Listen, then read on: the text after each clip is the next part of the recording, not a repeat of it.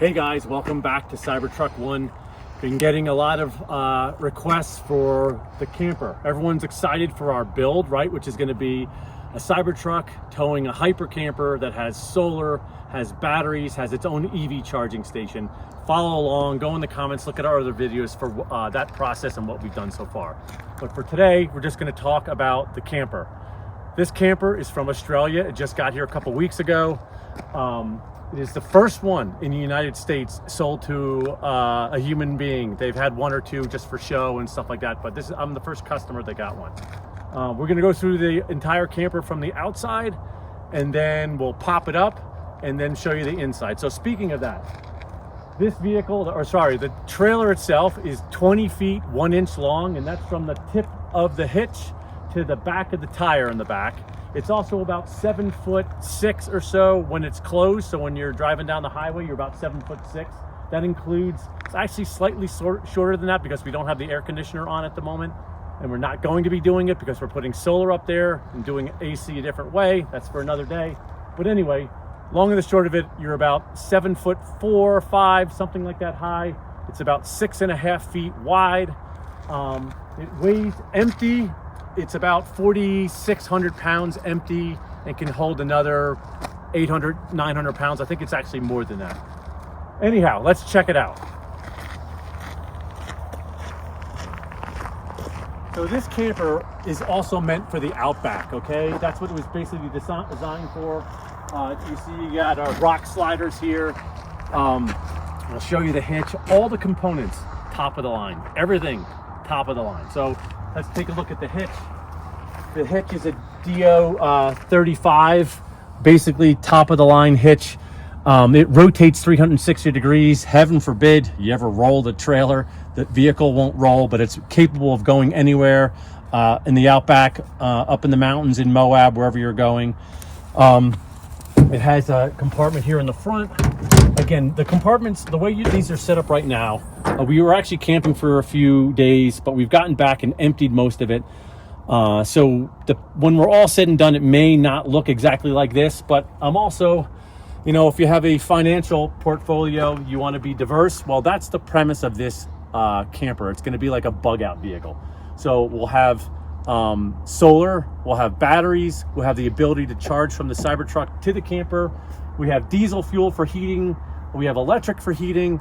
We have propane on board if we so choose. We could have a campfire. We could potentially use a propane heater. We have a generator. We have gasoline. We can handle anything, any adversity that comes to us. So at the moment, this is the way it's laid out. That's I think about a 2-gallon diesel container. That does the Truma hot water as well as heater. Thing is fantastic, sips diesel pretty well.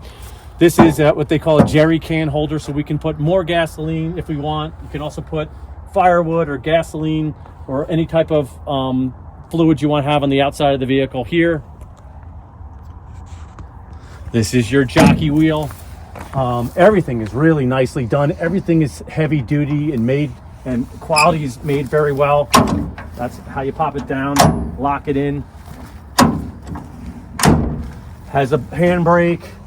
What else was I going to say about here? Anyway, we'll keep going on. So here's some compartments on the side. These are pass-throughs if you want to come and look all the way through. This is where we've had our generator. We don't have it there at the moment. You could put a barbecue grill, put your barbecue utensils in here. Anything that's really long could fit from both sides. Another amazing thing about this camper, let me turn this on here. I just flicked this switch, you heard the compressor come on, you can hear it. So this thing has its onboard compressor. You want to fill all the tires? Here, for instance, I'll shoot over here real quick. A great compartment here in the back. For here, we have a setup to charge, to fill tires. Again, this thing's a bug out vehicle. You basically pull out your air lines, tap in here, you're good to go. Okay, so I did actually all the tires. It has an extension, so it has 2 lines, but I can basically do all 6 tires without having to, this won't reach all the way now, but if I put the second one on, you can hit all tires at the same time. I'll shut the compressor off so you don't have to listen to it. But if you want to spin around here and look, additionally, look at this. This has a Cruise Master, one of the best high-tech suspension systems on the market. I can raise the camper up 6 inches. So if you get to camp and you're uneven, if I push this button, it's hard to hear or see, but we're basically raising the camper on either side. And I can do both at the same time. Oops. So I shut the power, I apologize. I shut the power off so you couldn't hear it, but now you hear the compressor running. I can raise the camper 6 inches. Okay, we'll go to the next thing. We're gonna shut this off again so we don't have to listen to it.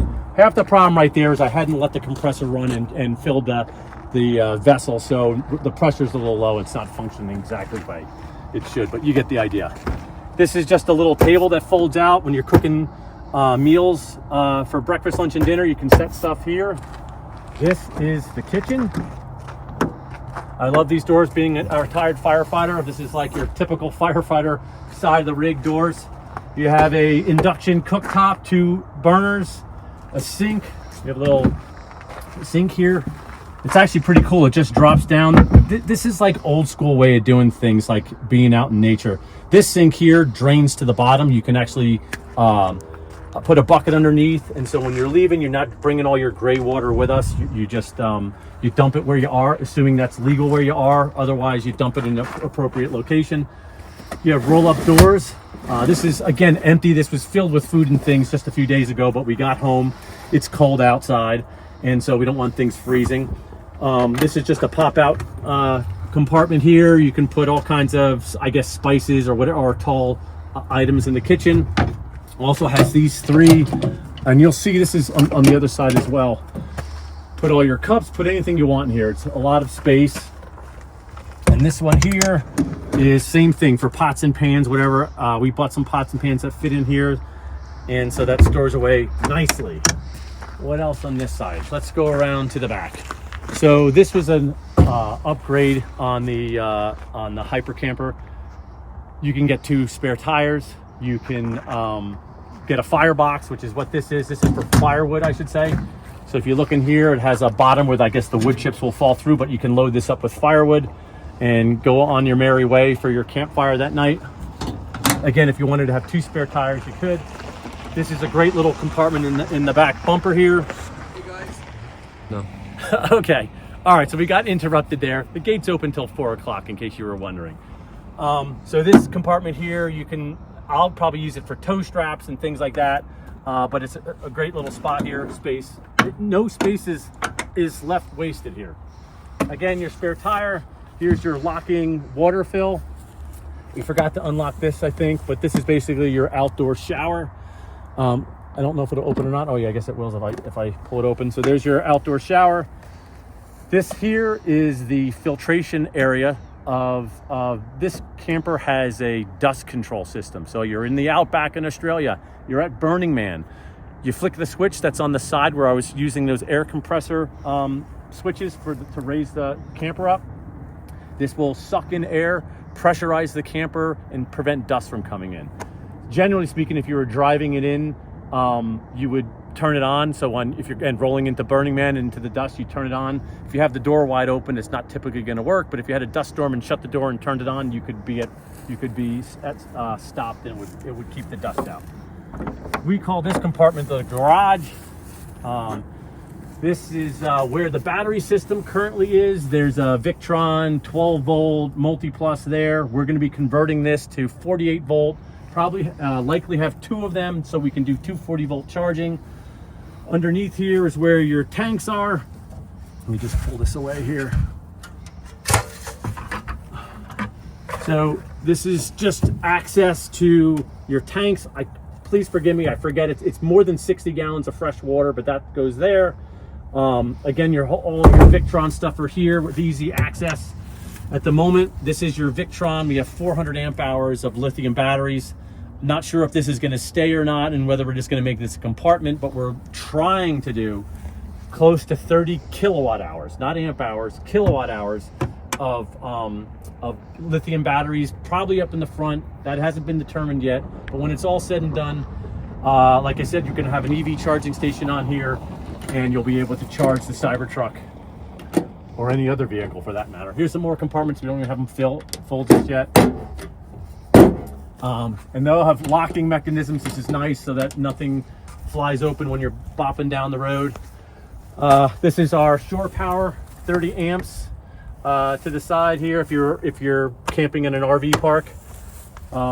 This is the Truma heating system that I explained already. It's just, I guess, where it draws in fresh air, or it has some exhaust.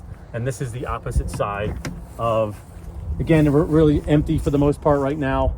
And this diesel is piped automatically to that heater, so you don't have to do anything. It's been so far so good. We're definitely going to have our electric heater in here, because rather than use fossil fuels, if we're at a campsite where we have power, or we have so much solar going on or battery power, if we can use electricity that we've made and not use fossil fuels, we save it for another time, and we're just self-sufficient. Forgot to add one thing. So there's also jacks here. Again, everything is made so well. Nice big durable handles. You swing these down. There's 2 in the front, 2 in the back. Inside here is a pole with a hand jack. You just obviously jack it up, make it just touch, snug, keeps the camper nice and stable.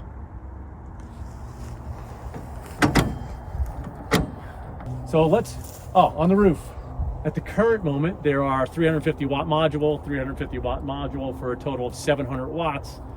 That's maybe coming off, maybe staying, but we're gonna try to max fit. I'm trying to get 1,500, 2,000 watts of solar on the roof. That sounds crazy, but we may have some. We'll see how things work out, but we may actually have solar that comes out from underneath, and you have a bigger array once you get to camp. Don't quote me on that, but that's what we're trying for. Let's just take a look at the suspension system real fast. So, as I was mentioning to you before, this Cruise Master, I'm blanking on the name of it, but again, this is, I don't know if you can see it, it's top of the line, those airbags on either side. I can raise either side up. First of all, you don't have an axle going across, so you have space to go over rocks and things and so forth. But again, you get to a campsite and it's 6 inches higher on the other side. You just lift one side up, lower one down. It gives a nice ride for off-roading. Okay, ultimately, when we do pop the pop top, we're gonna take these little things off. These little clamps on all 4 corners hold the top down. So when I don't know what would happen if you drove without them. Would probably be fine until you hit a big bump. It might pop up. I'm not quite sure, but we're also not gonna try and find out. So those are there. So when we go to open it up, we'll have to remove those first. I'm gonna close these compartments. Again, there's these nice there's lockers there. They're not self-locking, push button locks. I close this like this. This is an awning. We won't get into. I'm not going to open it up, but it's manual. So I like a lot of things like this. Anytime you can use human power rather than motors and wiring and so forth, the failure rate is a lot less. Anyway, there's a pole in there. You put it in here, you spin it around, the awning comes out. I can't remember how far, but it's at least 8 feet or so. Lighting all around the camper on all 4 sides. You can push the button different times. It'll be yellow, it'll be white. It'll be yellow and white together. One thing I want to show everyone before we open it up, if you've ever owned a truck camper or some other campers with slides, sometimes when you have the camper closed up, you can't get in. What I really like about this camper is that you have the ability to use the bathroom. There's a refrigerator right here. So I won't open it. It opens the wrong way right now. We're actually going to switch the door so that it opens the opposite way, so that when you're working in the kitchen, you can get to the inside. Another thing about this camper, sorry, so many things to say. This camper is really about hanging around outside. A lot of American type campers are living inside. Maybe you go to an RV park and it's like your living room and you're living in your house watching television after you drove 500 miles. This is about being out in nature. So the kitchen and the way it's set up is to really do most of your living on the outside. But again, what I was saying before is that even when the pop top is down, you can utilize and access almost anything. So you have access to the refrigerator. Now look, I'm 6'1", so It's not like it's perfect by any means, like I'm crouching down, but I'm probably 6'2" with these boots on. This is access to the bathroom. This is an Ogo. I don't know if you can shine it there. That's an Ogo composting toilet. We can get into more of that later, and we will. I was always hesitant to go composting toilets. This thing's been so far fantastic. No odors. It lasts longer. It's really nice. It's a couple $1,000 upgrade to do, and so I'm sort of happy that we did it. Anyway, so you can get to the bathroom. You pull over on the side of the road. Your wife needs to use the toilet. You can just whip in here, do your business, come back out. You have access to the refrigerator, access to the kitchen. This table would go down. I would even argue this will convert into a lower bunk, and you have an upper bunk here. There's a queen bed here. But theoretically, if I was traveling by myself and you're sort of half lazy and you're just pulling into somewhere, you could sit here and have your meal like this. You could sleep and lay down and put your lights on, and you could actually, go mobile without having to pop the thing up. Is it the most convenient thing ever? No. If you forget and stand up and bang your head, you may not do it again, but you get the idea. All right. So I'm going to show you here how to pop these. So I literally just pulled that pin, pull it up like this, pull the pin, go like that. I'm also going to close this door again.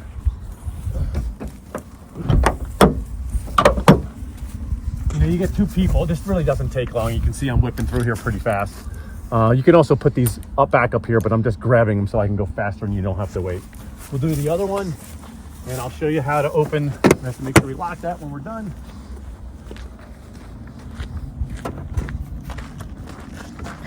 Close this up. Again, I just wanted to show you all this. Normally we open the thing up first before we do anything, but okay, I'm gonna pull this last one off. All right, so now that it's all open, I come back to my control panel here, and as I was showing you before, there's also a light here. Again, love these things. These are your typical fire truck toggle switches. Here's the light for this big compartment in here. This switch here is for this the dust suppression system.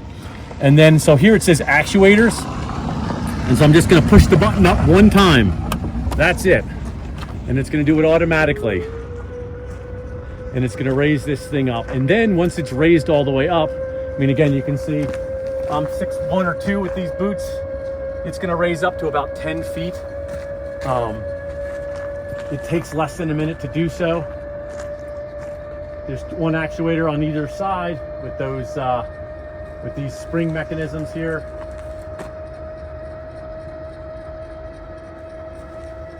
This thing also, while it's raising up, has a little blue light here. You can do it with a night light. Push it again, you have a light here. But this thing has lights all over the place. They really have thought of everything, and everything's sort of done. Even for stuff like this, when the door is open, you swing the door open, and you can lock the door so it's not swinging back, the wind's not blowing and knocking it around. And the same thing even here with this door, you can lock it so it's open.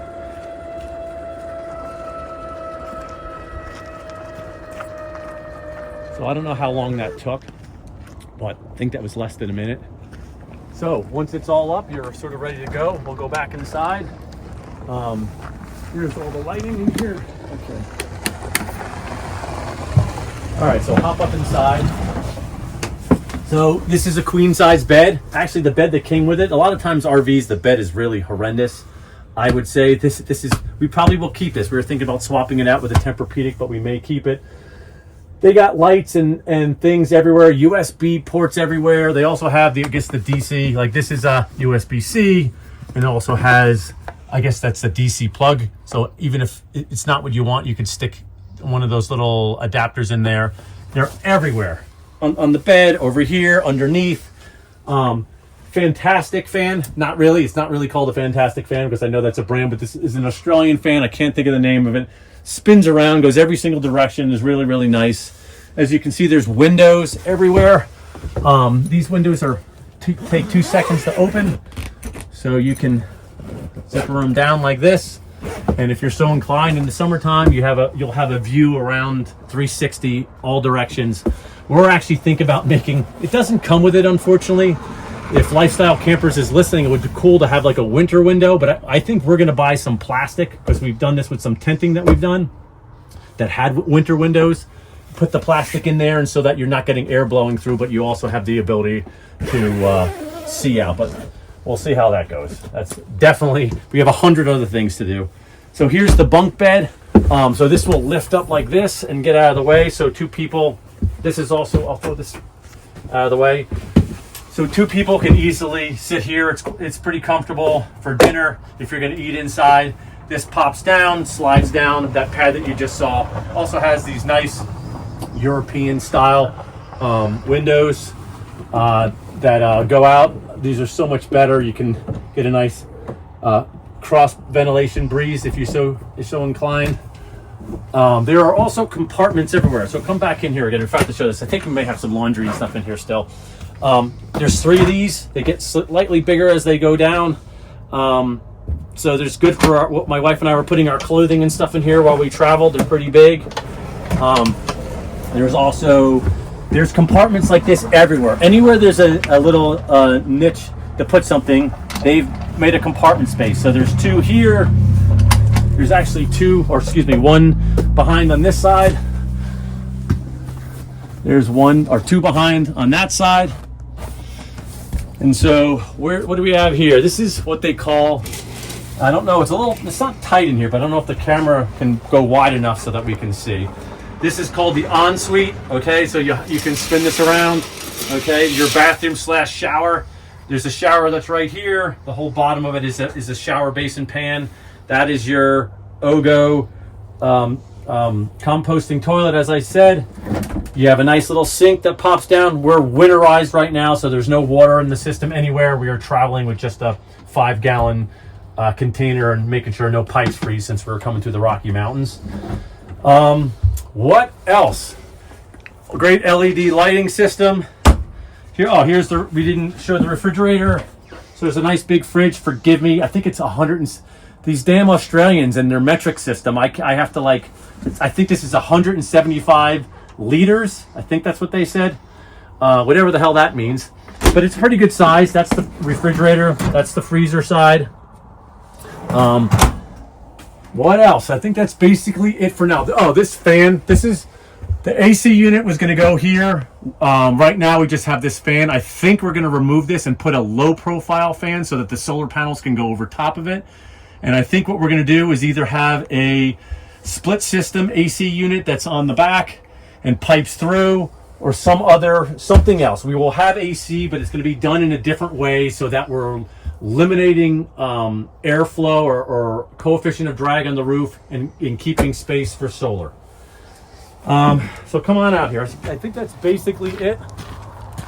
You see here, if you want to spin around here, there's those lights. I said it's in yellow or white. This is basically it. If you have any questions, please shoot me a note in the comment section. I'm gonna have links to everything. The Urander Rack that we did, the process of how we're doing this. Hopefully we're going to get to our dream here of having this be a bug out vehicle where basically you have the ability to slow walk around the country, go to a campsite, go up in the mountains, do boondocking, stay somewhere for a day or 2 or 3, gain 20, 30, 40 miles of range, and then be able to go somewhere else and theoretically never have to charge. Or the other side of it is the range anxiety issue of towing with electric vehicle, is that we're putting enough power back so that we can get out of the mountains, get out of the desert, and back to mankind where there's supercharging stations or campsites. There's a million places to charge. People don't understand it's really not that bad if you know what you're doing and you're using, every campsite in America that has 30 or 50 amps is basically a gas station. So if you're interested in one of these campers or something like it, they're distributed by a company called Xgrid. They're located in Las Vegas as well as Knoxville, Tennessee. We have a link in the description. Click on that. It'll give you a little discount and get yourself a new camper. Again, there's many styles. It's not just this one.